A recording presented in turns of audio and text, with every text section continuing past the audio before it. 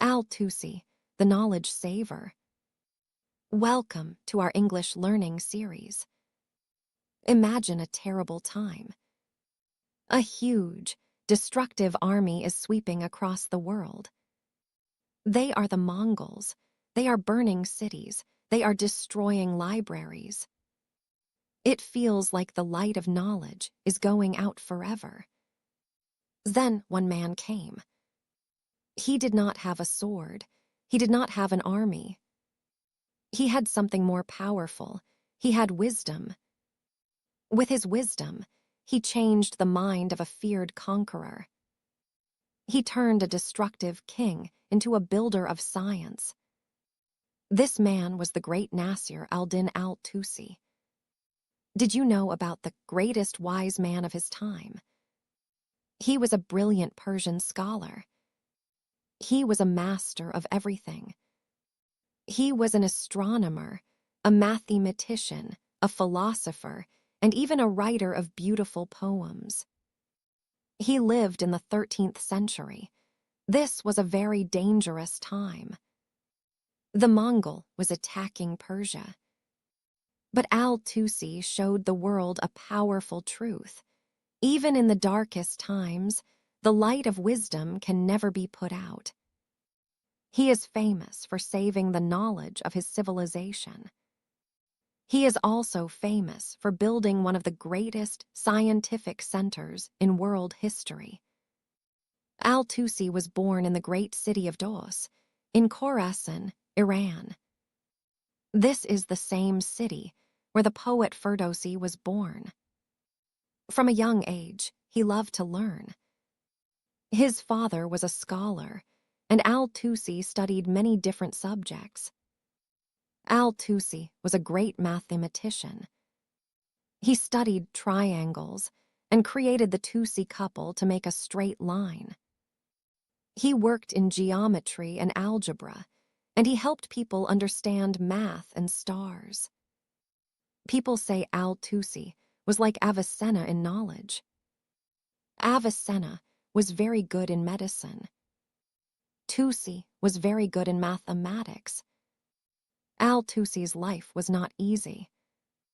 When he was a young man, he was invited to work for a local ruler.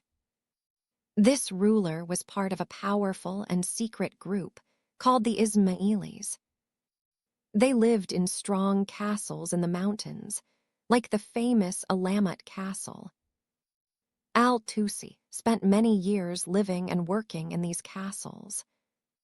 He was not a prisoner, but he was not completely free either. But he never stopped learning and writing. He wrote important books on ethics and philosophy in these castles. Then the Mongol storm arrived. The great Mongol leader, Hulagu Khan, came to Persia. Hulagu Khan was the grandson of the famous Genghis Khan. He destroyed the Ismailis' castles one by one. When Hulagu Khan captured al-Tusi, he knew this was no ordinary man. He saw al-Tusi's brilliant mind.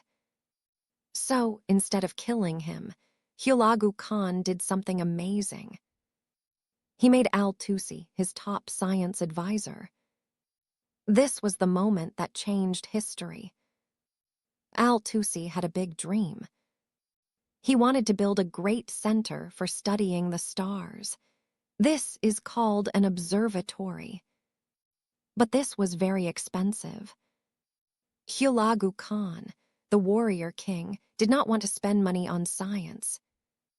He asked al-Tusi, "What is the use of this?" Al-Tusi was very clever. There is such a story. One night, Hulagu Khan was having a big party with his nobles. Al-Tusi secretly told his servants to throw a big metal basin from the roof into the courtyard. Suddenly, there was a terrible, loud crash. Everyone at the party was scared. They took out their swords.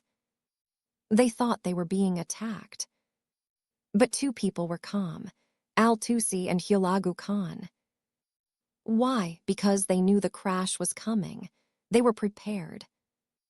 Al-Tusi then said to the king, "My lord, this is the power of knowledge. When we know an event is coming, we are not afraid.